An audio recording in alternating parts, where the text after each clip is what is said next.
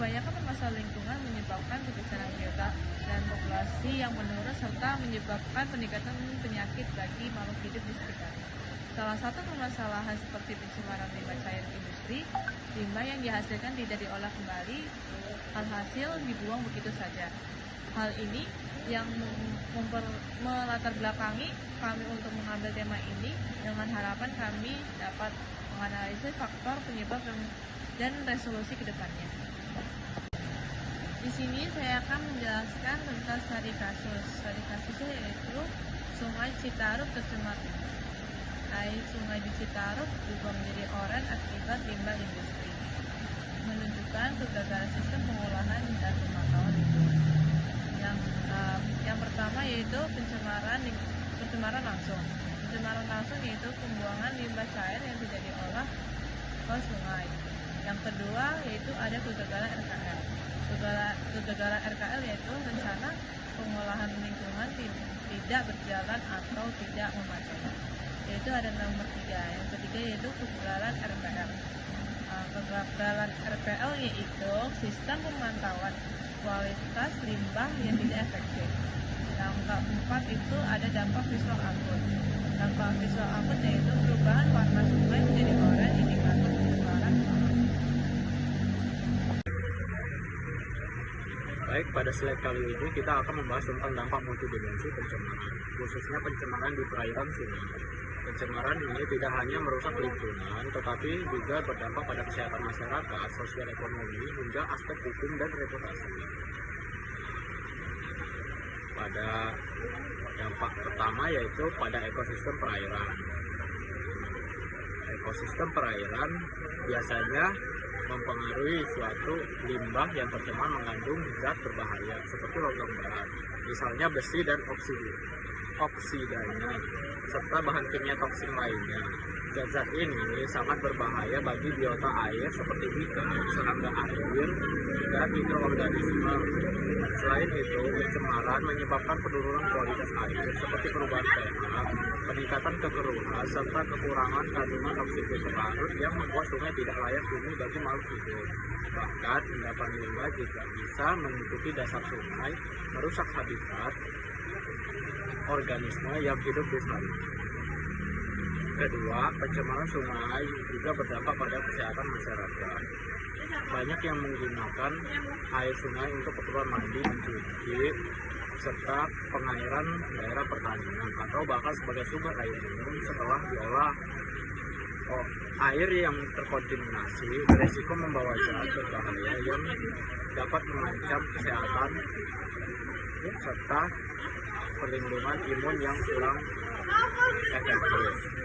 Kontak langsung dengan air atau menghirup uap dari bahan kimia beracun bisa menyebabkan gangguan pada kulit seperti iritasi, gatal-gatal, juga masalah pernapasan. Dampak yang ketiga yaitu dampak sosial ekonomi. Nelayan yang menggantung hidupnya dari sungai dan petani yang mengairi sawahnya dengan air sungai akan mengalami kerugian ekonomi jika air tercemar. Lingkungan yang tercemar juga menurunkan kualitas hidup masyarakat sekitar karena menimbulkan ketidaknyamanan dan menimbulkan resiko kesehatan. Terakhir yaitu pencemaran ini juga memiliki konsekuensi hukum dan reputasi bagi pihak-pihak yang bertanggung jawab. Mereka bisa menghadapi sanksi administratif, pidana, dan citra perusahaan atau institusi menjadi tercoreng akibat pencemaran tersebut. Action. Oke, pada slide selanjutnya yakni pencegahan berbasis RKL dengan perancangan yang rigid, yang dimana RKL sendiri harus dirancang secara sistematis untuk mencegah insiden pencemaran. Terdapat 3 poin utama dalam perancangan ini. Yang pertama itu spesifikasi IPAL, di mana spesifikasi ini menentukan jenis dan kapasitas efisiensi IPAL termasuk sistem cadangan. Yang kedua itu prosedur pengelolaan, yang dimana menjelaskan tahap pengelolaan limbah secara fisika, kimia, biologi secara detail. Dan poin ketiga sekaligus yang terakhir sistem penampungan, di mana Sistem penampungan ini memastikan kolam penampungan memadai untuk limbah saat aipal tidak beroperasi, sebagaimana dia sebagai cadangan. RKL yang baik memerlukan sistem manajemen yang kuat untuk implementasi yang aktif, SOP jelas dan pelatihan. Dengan adanya prosedur yang jelas dan pelatihan sebagai pengoperasian IPAL yang mudah dipahami dan pelatihan berkala bagi operator. Selanjutnya ada penanggung jawab. Penunjukan environmental manager dengan kewenangan menghentikan operasi jika ada ketidaksesuaian.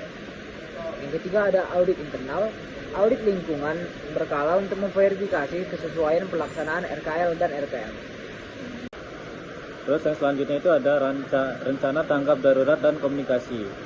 RKL ini harus mengantisipasi skenario kegagalan dan memastikan komunikasi yang transparan dan tanggap darurat. Nah, prosedur yang jelas menanggapi kebocoran atau pembuangan tidak normal, termasuk isolasi dan pemberitahuan.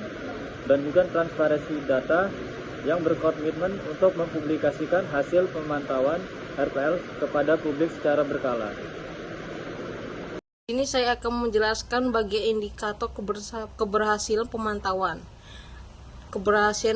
Keberhasilan RKL diukur dari beberapa indikator kunci, yaitu 1. Kepatuhan perusahaan, kualitas limbah outlet konsisten memenuhi baku mutu selama 12 bulan, pemulihan lingkungan, kualitas air sungai kembali ke kondisi sebelum tercemar, keberlanjutan ekosistem, ditemukannya kembali biota air sensitif di segmen sungai, peningkatan sistem, frekuensi pengawasan dinas dan laporan masyarakat yang ditindaklanjuti meningkat, tidak terulang, tidak ada kejadian pencemaran serupa dalam minimal 2 tahun.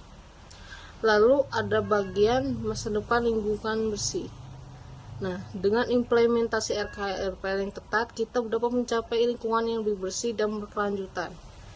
Pencegahan pencemaran industri adalah tanggung jawab bersama. Melalui RKL yang efektif, kita dapat melindungi ekosistem perairan dan kesehatan masyarakat. Komitmen perusahaan, pengawasan pemerintah, dan partisipasi publik adalah kunci keberhasilan.